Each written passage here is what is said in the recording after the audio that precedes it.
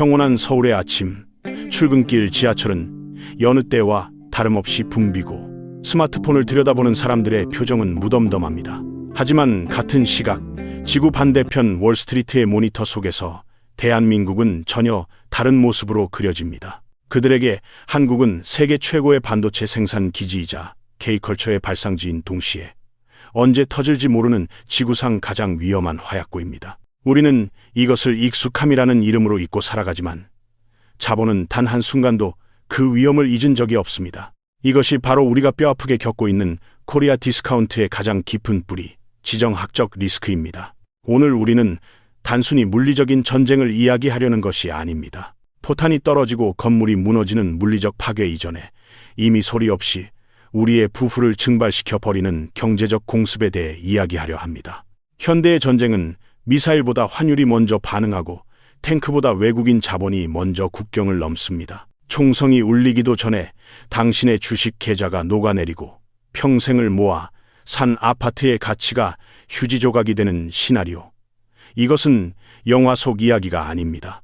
우크라이나 사태와 중동 전쟁을 통해 우리는 이미 목격했습니다. 지정학적 위기가 닥쳤을 때 국가의 경제 시스템이 어떻게 마비되고 개인의 삶이 얼마나 처참하게 무너질 수 있는지를 말입니다. 글로벌 투자자들에게 자본은 세상에서 가장 겁이 많은 존재입니다. 그들은 수익률을 쫓을 때는 탐욕스럽지만 위험 징후가 포착되는 순간 누구보다 냉혹하고 빠르게 등을 돌립니다. 만약 휴전선 인근에서 국지적인 충돌이라도 발생한다면, 혹은 대만 해협의 긴장이 한국의 물류 봉쇄로 이어진다면 어떤 일이 벌어질까요? 가장 먼저 반응하는 것은 국가부도 위험을 나타내는 CDS, 신용부도 스와프 프리미엄일 것입니다. 이 수치가 치솟는 순간 외국인 투자자들은 한국 시장을 투자 대상이 아닌 탈출 대상으로 재정의합니다. 삼성전자와 현대차의 실적이나 펀더멘털은 더 이상 중요하지 않습니다. 오로지 전쟁 리스크라는 단 하나의 변수가 모든 경제 논리를 집어삼키게 됩니다. 많은 전문가들은 한국 경제가 튼튼하다고 말합니다. 외환 보유고는 넉넉하고 경상수지는 흑자라고 안심시킵니다. 하지만 금융시장의 역사는 신뢰가 무너지는 속도가 실물 경제가 망가지는 속도보다 수백 배 빠르다는 것을 증명해 왔습니다. 1997년 IMF 외환위기 당시 우리가 펀더멘털이 약해서 하루아침에 무너졌을까요? 아닙니다. 시스템에 대한 신뢰가 붕괴되자 썰물처럼 빠져나간 달러를 막을 방파제가 없었기 때문입니다. 지정학적 리스크는 그 어떤 경제 위기보다 더 강력한 신뢰의 파괴자입니다. 오늘 이 다큐멘터리에서는 한반도를 둘러싼 지정학적 긴장이 최고조에 달했을 때 대한민국 경제라는 거대한 배가 어떻게 침몰 위기에 처하게 되는지, 그리고 그 혼란 속에서 우리는 무엇을 준비해야 하는지 냉정하게 시뮬레이션해 보겠습니다. 이제 그 불편하지만 반드시 마주해야 할 진실의 문을 엽니다. 본격적인 폭풍이 몰아치기 전 바다는 기이할 정도로 고요합니다. 경제도 마찬가지입니다. 지정학적 리스크가 실물 경제를 타격하기 직전 시장은 아주 미세하지만 분명한 시그널을 보냅니다. 우리는 이것을 스마트 머니의 탈출이라고 부릅니다. 거대 자본을 움직이는 외국인 투자자들은 뉴스를 보고 움직이지 않습니다. 그들은 첩보 수준의 정보력과 냉철한 데이터를 바탕으로 대중보다 한 발 앞서 소리 없이 한국을 떠납니다. 그 첫 번째 징후는 바로 대한민국 정부의 부도 위험을 나타내는 지표, CDS 신용부도 스와프 프리미엄의 급등입니다. 평소 0.4%포인트 수준에서 안정적으로 유지되던 이 수치가 갑자기 튀어오른다면 월스트리트는 이미 한반도의 상황을 비상사태로 인식하고 있다는 뜻입니다. 이때부터 금융시장에서는 셀코리아 현상이 가속화됩니다. 주식시장에서 외국인이 매도하는 것은 눈에 보이는 표면적인 현상일 뿐입니다. 진짜 위기는 채권시장에서 발생합니다. 한국 국채는 안전자산으로 분류되지만 전쟁 리스크가 불거지는 순간 가장 먼저 처분해야 할 위험 자산으로 돌변합니다. 외국계 은행들은 한국 기업들에게 빌려줬던 대출 만기를 연장해주지 않고 회수에 들어갑니다. 달러가 썰물처럼 빠져나가면서 원달러 환율은 하루에도 수십 원씩 널뛰기를 시작합니다. 이것은 단순한 변동성이 아닙니다. 국가 경제의 혈액인 달러가 말라가고 있다는 빈혈 증세입니다. 과거 2008년 금융위기 당시 우리는 환율이 1,600원에 육박하는 공포를 경험했습니다. 하지만 지정학적 위기로 인한 자본 유출은 금융위기와는 차원이 다릅니다. 금융위기는 돈의 문제이지만 지정학적 위기는 존립의 문제이기 때문입니다. 투자자들은 한국이 이 위기를 극복하고 빚을 갚을 수 있을까? 가 아니라 한국이라는 나라가 물리적으로 온전할 수 있을까? 찬호를 의심하게 됩니다. 이 의심이 확신으로 바뀌는 순간 어떠한 고금리 정책이나 정부의 구두 개입도 먹혀들지 않는 자본 통제 불능 상태에 빠지게 됩니다. 이것이 우리가 경계해야 할 위기의 첫 번째, 그리고 가장 확실한 징후입니다. 자본이 빠져나간 자리에 남는 것은 무엇일까요? 바로 고물가와 고금리라는 쌍둥이 재앙입니다. 지정학적 리스크가 경제 충격으로 이어지는 메커니즘은 잔인할 정도로 정교합니다. 가장 먼저 타격을 입는 것은 환율입니다. 외국인 자본의 이탈로 원화 가치가 폭락하면 1달러를 사기 위해 지불해야 할 원화가 300원에서 500원, 심지어 2영원까지 치솟을 수 있습니다. 이는 자원이 없는 한국에게 치명타입니다. 우리는 석유, 가스, 식량 등 필수 원자재 대부분을 수입에 의존합니다. 환율이 50% 오르면 우리가 사용하는 에너지와 먹거리 가격도 그에 비례해 폭등합니다. 이것은 기업의 생산 비용 증가로 이어지고 결국 소비자, 물가, 폭등이라는 청구서가 되어 여러분의 식탁 위에 날아듭니다. 이 지점에서 한국은행은 딜레마에 빠집니다. 경기가 어려우니 금리를 낮춰 돈을 풀어야 할까요? 불가능합니다. 빠져나가는 외국인 자본을 붙잡고 폭등하는 물가를 잡기 위해서는 울며 겨자 먹기로 금리를 미친 듯이 올려야 합니다. 기준금리가 5%, 6%를 넘어가면 시중 대출 금리는 10%를 돌파합니다. 이때부터 실물 경제의 붕괴가 시작됩니다. 1,900조 원에 달하는 가계부채는 시한폭탄이 되어 터지기 시작합니다. 영끌로 마련한 아파트의 대출 이자는 2배, 3배로 불어나고 이를 감당하지 못한 매물들이 쏟아지면서 부동산 시장은 경착륙합니다. 자산 가치는 하락하는데 갚아야 할 빚은 그대로인 상황, 즉 밸런스 시트 불황, 밸런스 시트 리세션이 도래하는 것입니다. 더 무서운 것은 기업들의 연쇄 부도입니다. 금리 인상과 원자재 가격 상승을 견디지 못한 한계 기업들이 쓰러지면 이들에게 돈을 빌려준 금융권으로 부실이 전이됩니다. 은행은 대출 문을 걸어 잠그고 돈맥 경화, 크레딧 크런치가 발생하여 흑자 기업조차 돈을 구하지 못해 흑자 부도를 맞게 됩니다. 이것이 바로 지정학적 리스크가 만들어내는 죽음의 소용돌이입니다. 단순히 전쟁에 대한 공포가 아니라 그 공포가 만들어낸 금융 메커니즘이 멀쩡하던 기업을 파산시키고 중산층을 빈곤층으로 추락시키는 것입니다. 총 한 번 쏘지 않아도 경제는 이미 폐허가 될 수 있습니다. 우리는 이러한 시나리오가 단순한 가설이 아님을 글로벌 사례를 통해 확인할 수 있습니다. 2022년 2월 러시아가 우크라이나를 침공했을 때 러시아 루블화의 가치는 순식간에 반토막이 났습니다. 러시아 중앙은행은 자본 유출을 막기 위해 기준금리를 단숨에 20%로 올리는 극단적인 조치를 취했습니다. 하지만 그 결과 러시아 국민들은 살인적인 물가 상승과 생필품 부족, 그리고 자산 가치 폭락이라는 삼중고를 겪어야 했습니다.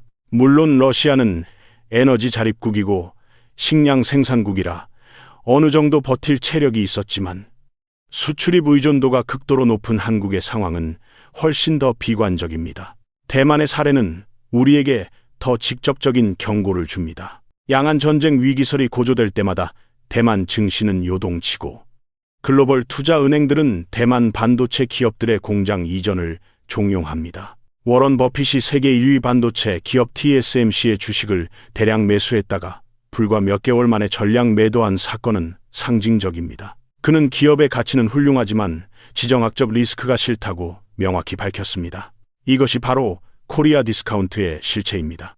아무리 삼성전자가 돈을 잘 벌고 현대차가 차를 잘 만들어도 전쟁이 나면 공장이 멈출 수 있다는 리스크 하나가 기업 가치를 30%, 40% 깎아먹는 것입니다. 아르헨티나나 튀르키예의 사례도 눈여겨봐야 합니다. 이들은 지정학적 위기보다는 내부의 정책 실패가 컸지만 신뢰 상실이 가져온 결과는 비슷합니다.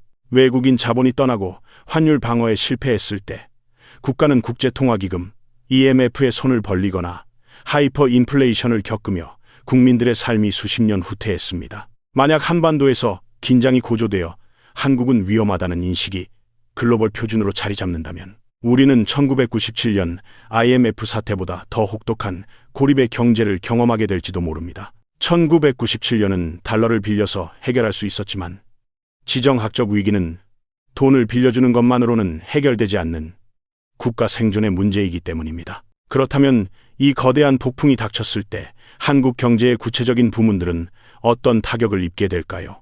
가장 먼저 마비되는 것은 물류와 에너지입니다. 한반도는 사실상 섬나라입니다.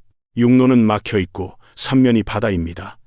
지정학적 긴장으로 해상 봉쇄나 항로의 안전이 위협받는다면 한국 경제의 심장인 수출입 항구가 멈춰섭니다. 원유 수입이 끊기면 전력 생산의 차질이 빚어지고 이는 반도체 공장과 제철소의 가동 중단으로 이어집니다. 반도체 라인이 멈추는 순간 하루 수천억 원의 손실이 발생하며 이는 한국 GDP의 급격한 위축을 의미합니다. 공장이 멈추면 일자리가 사라지고 실업 대란은 피할 수 없는 현실이 됩니다. 금융 시스템의 마비는 더 즉각적입니다.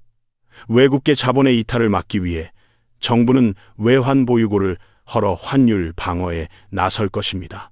하지만 현재 우리의 외환 보유고가 약 4억 달러 규모라고 해도 전면적인 셀 코리아가 발생하면 몇 개월을 버티기 힘듭니다. 과거와 달리 파생상품과 연계된 자본의 규모가 천문학적으로 커졌기 때문입니다. 시중은행들은 달러 유동성 부족으로 신용장 개설을 거부당할 수 있고 이는 무역금융의 단절을 초래해 중소수출입 기업들의 줄도산으로 이어집니다. 돈맥경화가 실물경제의 숨통을 끊어놓는 것입니다. 부동산 시장의 붕괴는 중산층의 몰락을 가속화합니다. 지정학적 리스크가 고조되면 사람들은 움직일 수 없는 자산 부동산을 팔고 움직일 수 있는 자산 달러 금으로 갈아타려 합니다. 투매가 투매를 부르는 패닉셀링. 파닉셀링 발생하면 강남 아파트조차 반토막이 날 수 있습니다. 담보 가치가 하락하면 은행은 대출금 일부 상환을 요구할 것이고 현금이 없는 가게는 집을 경매로 넘겨야 하는 상황에 내몰립니다. 이것은 단순한 경기 침체가 아닙니다. 지난 50년간 우리가 쌓아올린 대한민국이라는 경제 시스템의 할드리셋입니다. 국가적 위기 상황에서 정부와 중앙은행은 과연 무엇을 할 수 있을까요? 유감스럽게도 그들이 가진 카드는 매우 제한적입니다.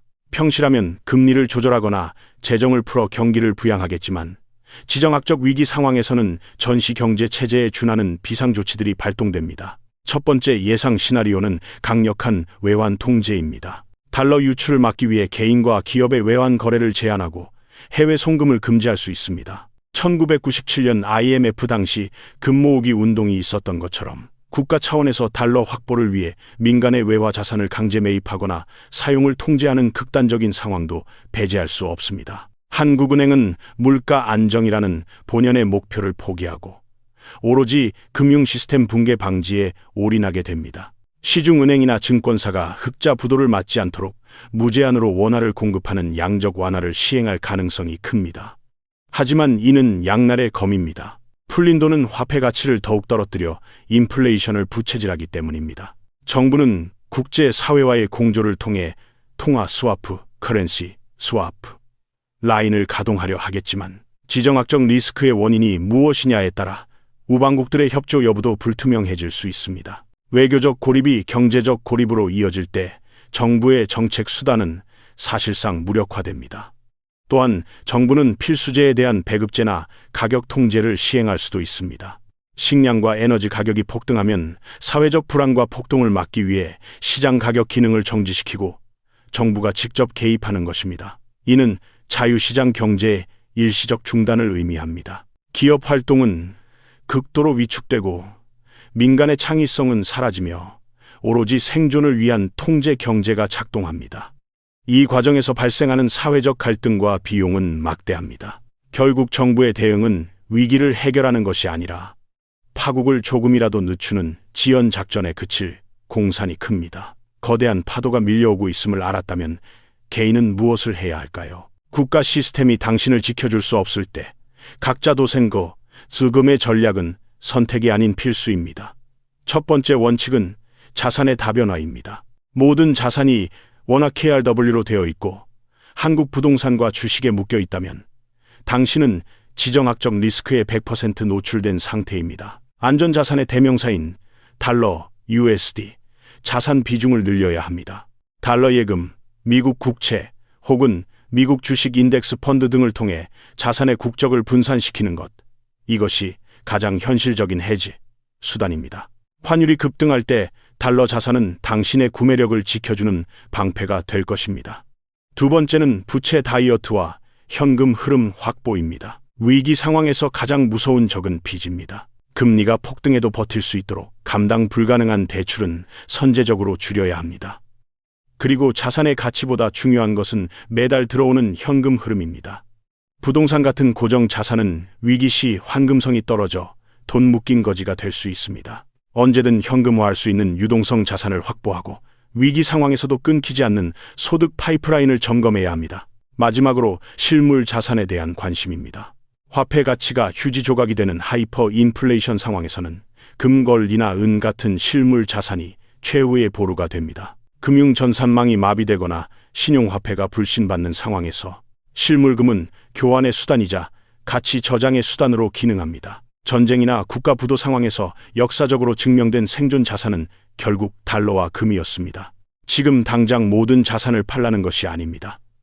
다만 당신의 포트폴리오에 대한민국 리스크를 고려한 보험을 들어놓으라는 것입니다. 오늘 우리는 지정학적 리스크가 어떻게 대한민국의 부를 파괴하고 우리의 평범한 일상을 뒤흔들 수 있는지 냉정하게 짚어보았습니다. 누군가는 이것을 지나친 비관론이라 치부할지도 모릅니다. 설마 그런 일이 일어나겠어? 라는 아니람은 우리 사회를 지탱해 온 믿음이기도 했습니다. 하지만 역사는 반복해서 경고합니다. 평화는 공기처럼 당연해 보이지만 깨지기 쉬운 유리와 같다고 말입니다. 그리고 그 유리가 깨지는 순간 준비되지 않은 자들이 가장 먼저 가장 깊은 고통을 겪었다는 사실을 잊지 말아야 합니다. 코리아 디스카운트를 해소하기 위해 기업 지배구조를 개선하고 배당을 늘리는 것도 중요합니다.